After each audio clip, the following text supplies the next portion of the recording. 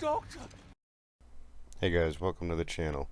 A few weeks ago I set out on a journey to try to beat every single Black Ops 3 Easter egg, but using a mod that makes it so you only have 1 HP, meaning any hit from a zombie, splash damage, or fall damage is gonna down me. I streamed every single attempt doing this from start to finish, so I'd like to thank everyone that was there watching this mental breakdown happen live as we went through hours of this madness. And also thank you to Glitching Queen for giving me the idea for this challenge and all the support she's given along the way. I'll have links of each of the full runs down below, along with links to the Discord server and my Twitch channel. To make the challenge somewhat fair, I decided to use Mega Gums, but I stayed away from the broken and OP ones like Power Vacuum, Self-Medication, and especially Near-Death Experience.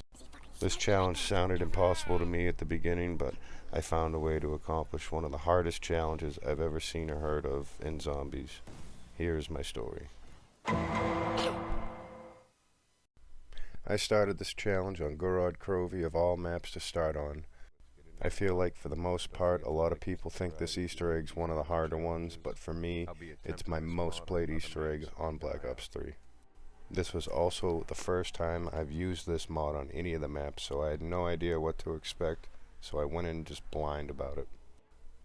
I learned that there's certain areas on the map that even if you just walk over, they are going to instant down you with this mod. So it made navigating the map a little bit tricky in some areas, but I got around it. As far as the gobblegums I used on this map, Perkaholic, Idolize, Shopping Free, Undead Man Walking, and Raindrops. I just went about this Easter egg like I normally would. Tried getting the Mark IIIs out of the box, using the Raindrops for fire sales, and was going to be using Idolize and Undead Man Walkings for a lot of the challenges to help me get through those. There's a couple things I found out the hard way. One is you need Juggernog in order to leave the Pack-a-Punch area without drowning. If you don't have Juggernog, you can't actually hold your breath long enough leaving the sewers, and you will take damage and it will down you.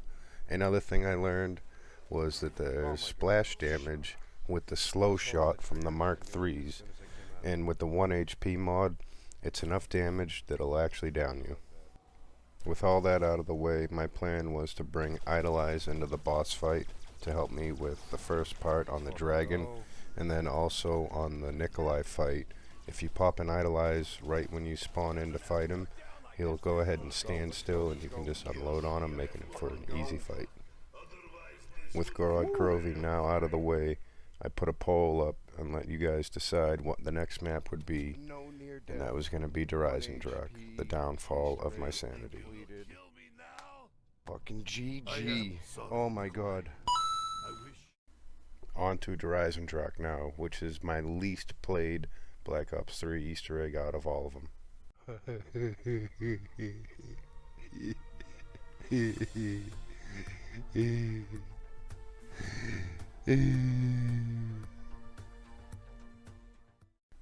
Out of all the maps that I've done using the 1 HP mod, this is the only one I had to switch to a mod that gives you 20 HP.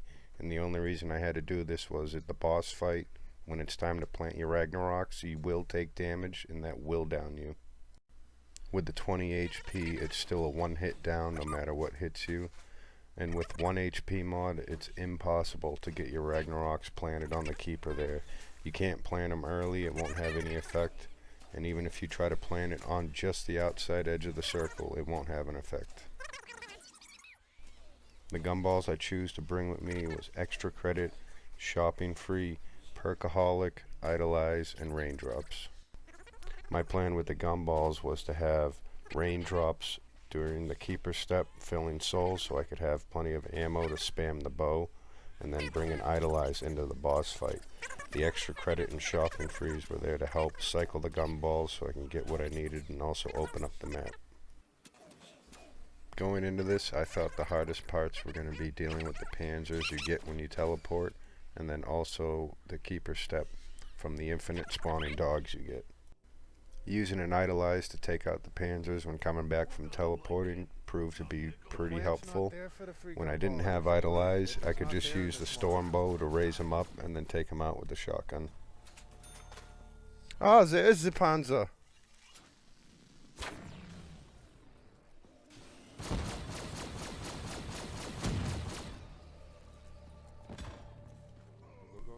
Before going into this challenge, I never really paid much attention to how the boss fight works and how his attacks are and the different phases he has. But the more I kept failing and kept failing, I started paying attention a little bit more to what his attacks were and when he was doing them, and here's what I found. When you first spawn into the boss fight, aside from all the skeletons you have running at you, he's only going to have two main attacks, and that's going to be raising fire mounds out of the ground and then sending skulls at you. The skulls you can actually shoot and get rid of. Okay. Come on, Mr. Keeper, I'm ready for your skulls.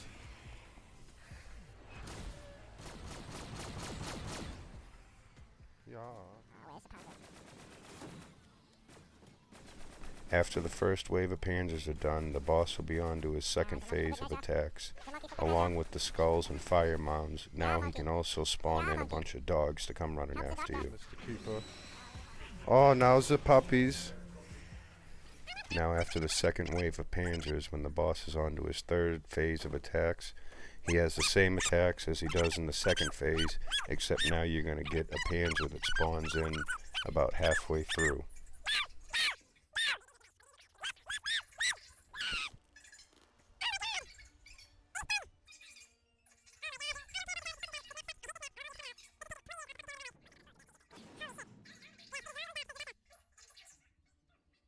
Finally! He's still alive. I am not alive. Finally finished with Eisendrache after over 20 hours of playing it. I put up another poll and let you guys decide the next map, and you guys picked Zetsubou no Shima. This wasn't how it was. What's the next map, this guy says? I get no break, the cutscene's not over. Let me enjoy this moment. Let me enjoy this moment. Oh my god, thank you for the subs. You should trust me, Dempsey. You all should. On to Zetsubou, and I actually really enjoy this Easter egg and map. For this map, my two biggest concerns were going to be the challenges I get, and also the spiders. The spiders and also the keepers will actually hit you in the back through your shield, regardless if you have it or not. For the gumballs, I brought in Anywhere But Here, Shopping Free, Perkaholic, Fear and Headlights, and Raindrops. You can't actually beat this Easter egg without an Anywhere But Here to get that cog piece, but I also used it when it came time to turn the power on. When you go down there and start the lockdown, if you pop an Anywhere But Here after it starts, it'll teleport you out and automatically finish it for you, and all the zombies that spawned in turn into natural round zombies that you can actually get points off of. It's a pretty nice trick. Using the death machine from the Raindrops is a really good way to get rid of the spider boss. And Fear and Headlights came in real handy when it came time for some of the skull rituals and the last lockdown bit with the keepers in it, and I also planned on bringing it into the boss fight. The combinations of Fear and Headlights, Quick Revive, and an imprint plant made this boss fight basically unfailable. All in all, this map really wasn't too bad to beat. The spiders were the biggest issue, but with Zetsubou out of the way, I put up another poll between Rev and Shadows, and you guys picked Rev. Revelations was the hardest of all of them, and it took me the longest. Oh my god, no, Rascal, no near death. A monkey could beat any Easter egg with near-death experience. For the gumballs, I brought Fire Sales, Shopping Free, Perkaholic, Idolize, and Raindrops. Oh, you can just fudge off, box. I really wasn't looking forward to the box RNG on this map, but in the end it didn't turn out too bad. Since taking downs along the way is highly likely doing this, I decided to take my time to build the bench so that I could always put a weapon on it, and if I took it down, I wouldn't lose that gun. Bloody lemon! Come on, keeper, yeah. Yeah, keeper. Yeah, do the dance! Defending the keeper was really easy. Once you get him started, as long as there's no zombies near him, and you can go to a different area of the map, another island, and none of the zombies are going to spawn near him and go after him. They're just going to kind of stand there and look confused. Since I kept the rounds really low while I did all the steps beforehand, it was only round 3, and that meant that the last zombie isn't going to turn into a runner, which made this a lot easier. Once the keeper finished, I went right on to the Arnie step right afterwards. It would have been nice to have a raindrops for this to get more Arnies from the max ammos, but I took my chances and hopefully get a drop from one of the Margwas being a max ammo. I got lucky on one of the Margwas, and I took a couple downs during it, but all in all I got through it, and it wasn't too bad. For the first bug round, I thought it would be best to go into knocked in a real small, tight, confined area and spam the Apothecant Servant in hopes that one of those things wouldn't get a shot off at me. Also had Idolize at the time, which turned out to be pretty useful for this and helped out a lot. Once the bug round was done, I was back into Pack-a-Punch to finish the last set of Margwas. And once you stay inside of the Pack-a-Punch area for so long, a Panzer will spawn in, and I hadn't got one yet, so I knew one was coming very soon. Hello, Mr. Panzer! Very good to see you, yeah?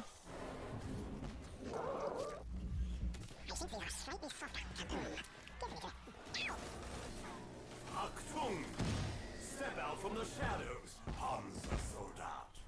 Once I got the reel from the Margwas down there, all it was left to do was to shoot some bones and line the laser beams up. But one thing I did earlier on was build a workbench, so I was able to put my third gun on that when I was running around doing all that stuff, just in case if I took it down I wouldn't end up losing it and then having to play to keep getting that gun back out of the box. That would have been pretty bad.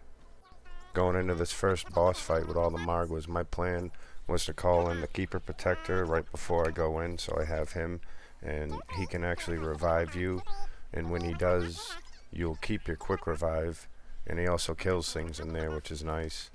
And I also planned on doing one phase without using an Idolize, just using Arnie's and the Thunder Gun, and then that would leave me with an Idolize for the other 3 phases remaining. Unfortunately, I took a very early down, and thanks to the Keeper and some clutches, I managed to pull through this first boss fight, which I think is a lot harder than the last one, but the last one itself was a bit tricky. With everything going on in that boss fight between the zombies, the Margwas, the flies, the furies, and the effects that you get just from the different phases of it, I was really surprised I got through it all, taking the down right on the first phase like I did. One thing I did to help me out a lot in this was I was trying to listen out and watch for where the Margwas would spawn in at, and if you're quick enough with the Thunder Gun or the shield even, you can shoot them when they're spawning in and insta-kill them. And even if you don't get an insta-kill on them, chances are you're going to end up getting at least 2 out of 3 of the heads off them to make them die a little bit quicker. Also, in case you didn't know, the order of the symbols that you get from the book that you have to input for your code, that's going to be the order of the different phases you're going through in the lockdown. Each symbol corresponds to a different element, and you can know what your boss fight's going to be like depending on what symbols you get in which order. Once the Margwa boss fight was over with, I had a couple hiccups along the way doing the basketball step, throwing the summoning key around. Okay, let me see. You want me to cut your alligator out of the paper?